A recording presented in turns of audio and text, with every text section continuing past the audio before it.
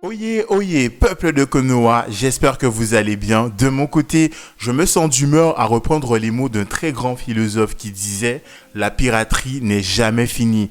Et tout cela grâce à vous, puisque j'ai été sur mes différents réseaux sociaux, dont Instagram, pour vous demander quelle est la vidéo que vous voulez voir sortir cette semaine. Vous avez voté en très grande majorité pour la suite de la vidéo sur One Piece, dans laquelle je vais vous partager les derniers éléments qui me dérangent dans l'animé.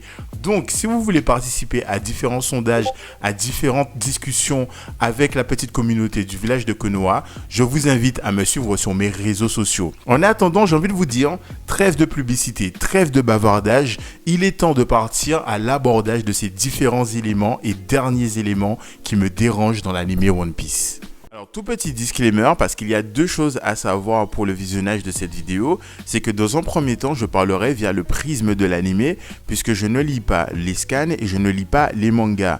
Deuxième point important, c'est qu'il faut être à jour dans l'animé, parce que cette vidéo contiendra quelques spoils.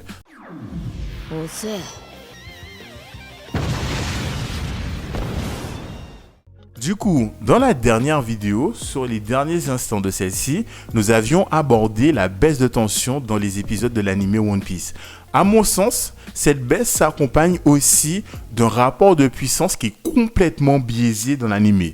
Et je vais prendre deux exemples extrêmement big pour que vous puissiez bien comprendre là où je voulais en venir. D'un côté, nous avons Big Mom, qui nous est présentée comme la femme la plus forte et la plus puissante de l'univers One Piece. Lorsqu'on la voit la première fois, entre son charisme, sa puissance, les possibilités de son pouvoir qui ne sont toujours pas expliquées, là on nous fait bien comprendre qu'on est dans le Shinsekai et que les choses ne vont pas se passer comme sous Grand Line ou peut-être East Blue. Et ça, je suis parfaitement apte à l'entendre et à me dire, ok, là par contre, il va se passer des dingueries. De l'autre côté, nous avons Kaido, qui n'est même pas présenté comme l'homme le plus fort de l'univers de One Piece, puisque ce titre appartenait déjà à Barbe Blanche, mais bel et bien comme la bête la plus puissante de One Piece. Et en plus, on nous fait comprendre à travers des flashbacks que l'une des rares personnes lui ayant laissé une cicatrice sur le corps n'est autre que Oden, un putain de personnage puissant.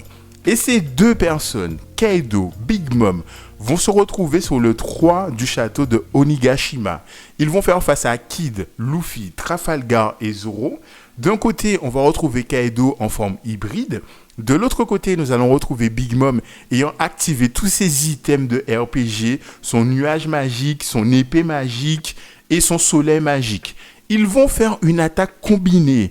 J'aimerais rappeler que nous parlons là de deux Yonko, les derniers paliers entre les pirates qui veulent atteindre le One Piece. On ne parle pas de trois gars qu'on a croisés sur le chemin en bas du quartier. Non.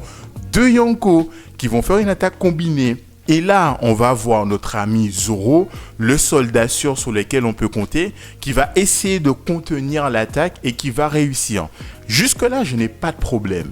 Mon problème commence à partir de ce qui va se passer après. Lorsque je vais constater que Zoro a tanké l'attaque de deux Yonko, certes pas à pleine puissance, mais deux Yonko.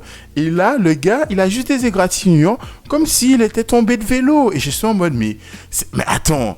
ça servait à quoi de faire une attaque combinée pour que Zoro ne subisse même pas de gros dégâts? Alors, je sais que certains d'entre vous écoutent ça et se disent, mais en fait, ce mec n'a rien compris à One Piece. Rappelle-toi des événements de Thriller-Back. Nous avons eu les coussinets de Kuma qui sont passés par là et qui ont transféré toute la douleur de Luffy à Zoro, et celui-ci a tanké ça dans une scène qui jusqu'à ce jour est totalement mémorable. Et j'ai envie de vous dire oui, mais le problème que je vais avoir avec ça, c'est que à Thriller-Back, lorsqu'on va nous montrer cette scène, on va véritablement voir la souffrance de Zoro. Et surtout, on peut se dire qu'à l'époque, il avait encore des vaisseaux sanguins parce qu'il saignait d'à peu près partout. Quelques années plus tard, on peut soupçonner le fait qu'il ait perdu ses vaisseaux sanguins parce que face à l'attaque de Kaido et de Big Mom, celui-ci va ne essuyer quasiment aucun dégât, ou si ce n'est quelque chose de très minime. Et ça me pose véritablement un problème parce que soit on pourrait se dire que l'anime souffre d'une censure et que cette scène est peut-être un peu plus violente, un peu plus impactante en manga, mais j'ai envie de me dire, alors ce serait une censure à double vitesse parce que dans les épisodes précédents, on a droit à des exécutions, on a droit à des décapitations, on a droit à des tranchements d'individus qui saigne, d'accord, quand c'est Zoro qui attaque. Par contre, quand c'est Zoro qui subit des dégâts, le gars saigne à peine. Alors, je sais qu'au moment où je tourne cette vidéo, que Zoro est actuellement emballé tel un jambon de Noël et qu'il est porté par Sanji. Ok, on nous le fait comprendre un peu plus tard, mais il y a un problème. Soit il y a un problème de censure, soit il y a un problème de démonstration de la réelle puissance des personnages qui sont en face de nos héros. Et en plus, c'est d'autant plus accentué du côté de Big Mom. Big Mom, je pense que même le scénario ne la respecte pas.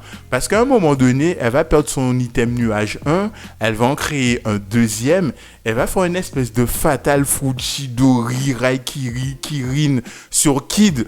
Et là, la mise en scène nous fait comprendre que là, à minima, mais je dis vraiment à minima, Kid est à l'article de la mort. Le gars est en train de taper son meilleur marathon dans le château de Kaido, qui de visu doit faire à peu près 100 mètres de rayon, mais on croirait que le château, lui, fait 45 km, tant les gars courent là-dedans, mais pour moi, c'est un autre sujet. Et le gars, là aussi, il a juste 2 égratignures. Et ce qui me gêne en plus, c'est le traitement entre les différents personnages. On a Ulti qui fait quand même partie du cercle fermé de Kaido, qui va se prendre quasiment la même attaque que Kid, et Momzelle est complètement KO technique. Et là, je sais qu'on a envie de me dire, et je me fais même la réflexion, oui, mais tu sais, chaque personne, chaque esprit, chaque corps, tu peux tanker différemment les attaques, ils n'ont pas forcément la même résistance. Mais moi, à titre personnel, ça me fait me dire qu'en fait, que tout ce qui est du côté de Luffy, Trafalgar et Kid, les gars ont une espèce d'une immunité dont ils jouissent et qui font qu'ils peuvent tanker des attaques et pas les autres personnages en fait. Et moi, je sais pas, moi ça me bouscule intérieurement. Donc, c'est à peu près tout ce que je voulais vous dire sur ce sujet-là, parce que si je commence à me lancer là-dedans, je ne vais pas en finir. Donc, je vous invite à me dire en commentaire qu'est-ce que vous en pensez. Est-ce que je suis complètement à côté de la plaque ou pas du tout?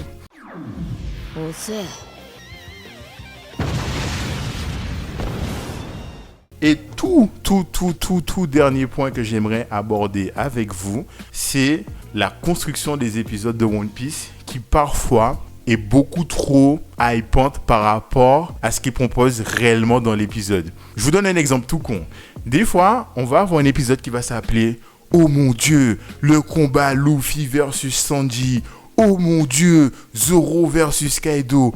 Oh mon Dieu, un octogone entre Garp et Kaido. » Et l'épisode est intitulé comme c'était là. « Oh mon Dieu, il va se passer des degrés. » Tout le long d'épisode, qu'est-ce qu'on te montre? Ben, pas du tout ce combat-là. Sous les dernières secondes de l'épisode, qu'est-ce qu'on va nous montrer? Le début du combat. Ce genre de clickbait, ce genre de titre, je peux le dire, putaclic. Véritablement, des fois, je me dis, ah ouais, non, les gars sont trop commerciaux. Les gars, faut pas faire ça. Faut pas faire ça. Moi, ça me hype. Et à la fin de l'épisode, j'ai encore plus faim qu'au début. Non, il faut pas faire ça. Donc voilà. Je voulais terminer cette vidéo sur une note totalement subjective. Bien évidemment, vous pouvez aussi me donner votre avis là-dessus. Et ce sont les mots qui vont clôturer en tout cas le fil de ma pensée sur les éléments qui me dérangent dans One Piece. Donc vous pouvez regarder la première vidéo, auquel cas vous ne l'auriez pas vue, pour me donner votre avis ou juste vous arrêter à celle-ci. C'est à peu près comme vous le voulez. Mais j'ai très hâte de vous relire en commentaire. Et bien évidemment, d'ici à ce que tout cela se passe, je vous souhaite une très belle et longue vie. Au revoir, merci. Au revoir, merci. Au revoir, merci.